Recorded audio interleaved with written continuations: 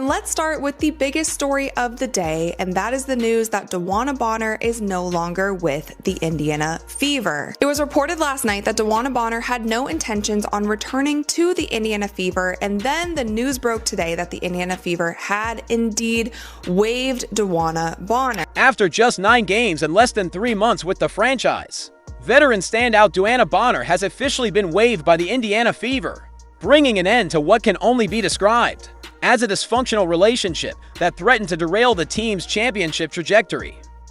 I think she played bad on purpose. She plummeted her stock to the point where it's not like we could trade her. It's official. It is official, y'all. We have waived DeWanna Bonner, per league sources told the Indy Star. And we're also re-signing Ari McDonald, which is good news. We all wanted Ari back, right? That's good news. But we got to tackle this DeWanna Bonner thing first. I think this was a scam. I think we just got hustled. And I think the fix was in on this from the beginning. From the beginning, bruh. The red flags were evident early on.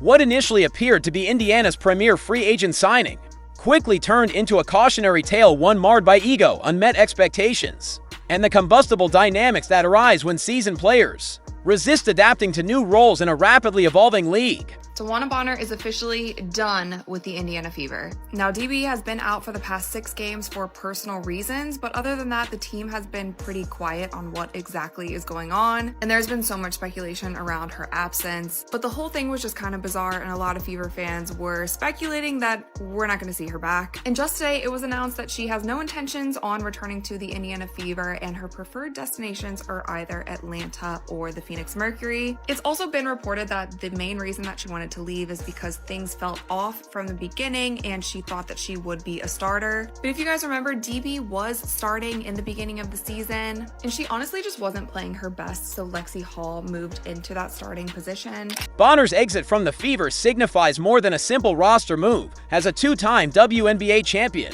she joined Indiana hoping to be part of something meaningful, playing a leadership role on a promising squad built around the generational talent of Caitlin Clark. Instead, the situation unraveled due to her unwillingness to embrace a supporting role to the league's rising star, ultimately leading to her departure rather than her acceptance of a reduced position. But I did hear that DeWanna Bonner was not exactly thrilled with the situation, and it may have been more basketball related than anything else, which appears to be confirmed by this news. And it's just a bummer. Let's call it a DeWanna Bonner bummer, because she didn't live up to the expectations for the team. Obviously, the situation didn't live up to her expectations. It creates more of a mess for the players who are still there. The coach who she coached before now has to deal with it. The franchise is left holding the salary cap space that Bonner eats up. And, you know, they have to adjust on the fly because the roster now needs to be improved. The tension began almost immediately upon her arrival in Indianapolis. Brought in to offer leadership, veteran presence, and a high basketball IQ, Bonner was benched after only 3 starts. Head coach Stephanie White promoted Lexi Hull to the starting lineup, decision that clearly did not sit well with the 37-year-old forward. With the rotations of the team, she's upset that Lexi Hall took her spot.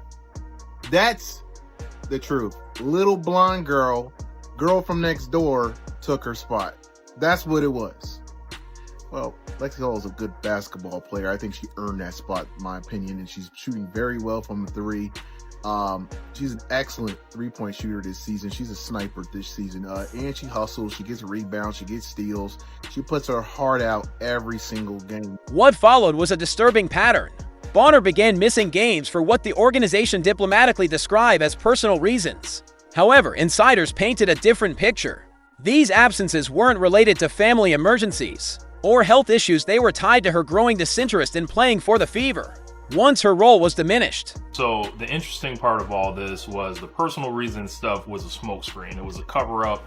The timeline behind all this was DeWanna Bonner actually requested a trade. So trade requests are common. Well, if she requested a trade from me, that takes her out of the quitting portion. I think what happened is her salary was so exorbitant that they could not find the right combo of value in the teams that could match the players to make those numbers match.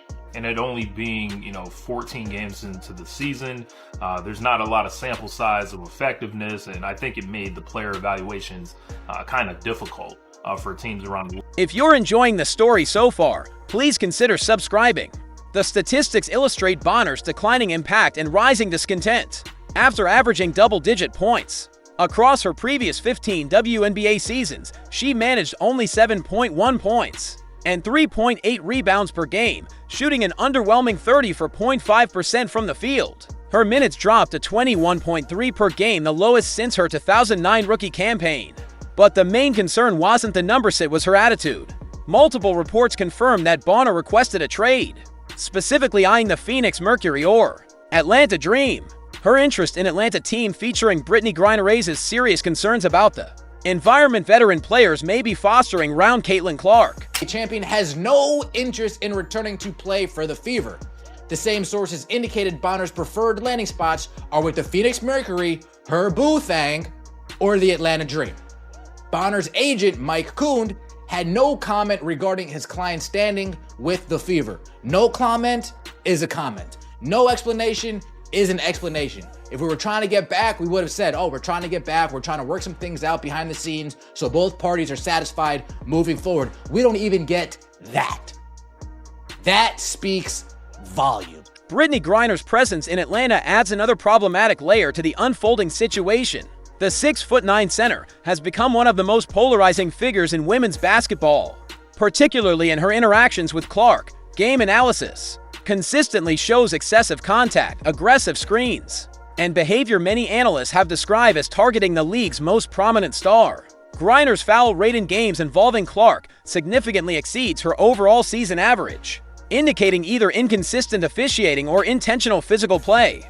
With Bonner now potentially joining Griner in Atlanta, the league could see two veteran players with a documented history of issues, with Clark teaming up concerning development for a WNBA already grappling with the scrutiny surrounding its biggest draw. I'm an athlete competing at the highest level. I'm a perfectionist, and you want to be really good every single night. And, when you're not, that can frustrate you. But I think it's just reminding yourself of why you play this game and, how much fun you've had doing it over the course of, however many years it's been since you were a little kid. So I don't think that's changed at all. That's the reason I still play. And, this is what I've always dreamed of. So, for me, it's just fun, and it's just a game at the end of the day. And you hope Caitlin Clark can keep that energy the rest of the season. I think everybody wants to see that from her. But obviously, stuff like this gets to a team as well. Now, the question is, where do the Fever go from here? The timing of Bonner's departure is telling. Despite early season inconsistencies, the Fever were beginning to find their rhythm, particularly after Clark returned from injury. In the June 24th matchup against the Seattle Storm, Indiana secured a 94-86 win with Bonner absent from the roster. That game showcased the team's potential when freed from internal friction. Clark scored only 6 points, but her leadership was clear. She tallied 9 assists and 3 steals. Meanwhile, her teammates flourished in Bonner's absence. Aaliyah Boston notched a career-high 31 points. Kelsey Mitchell scored 26, and Lexi Hull added 15. Obviously, there were reports today that DB doesn't intend to return to the team. Just what conversations have you had with her and with the front office about that? I had a lot of conversations recently, really focused on the that we have right here, and what we need to do to position ourselves to win. So I'm here with, who's going to be here with me, who's going to be in the trenches with me, because DeWanna Bonner kind of quit. I don't know if there's a better word for it. She kind of quit. The difference was striking. Without Bonner's disruptive presence, the Fever looked more cohesive, more determined, and far more effective. The negative atmosphere that had plagued the locker room appeared to lift, empowering Indiana's young core to perform with freedom and confidence. Bonner's conduct during this ordeal is particularly disheartening, considering her accolades. She ranks 3rd all-time in WNBA scoring, is a 6-time All-Star, and a 2-time champion. Yet instead of mentoring younger talent and contributing to a rising franchise, she chose to walk away. Her carefully crafted statement following her release despite our shared goals and excitement heading into the season. I felt the fit did not work out, tried to present the decision as mutual, but it failed to hide the underlying self-interest behind her exit.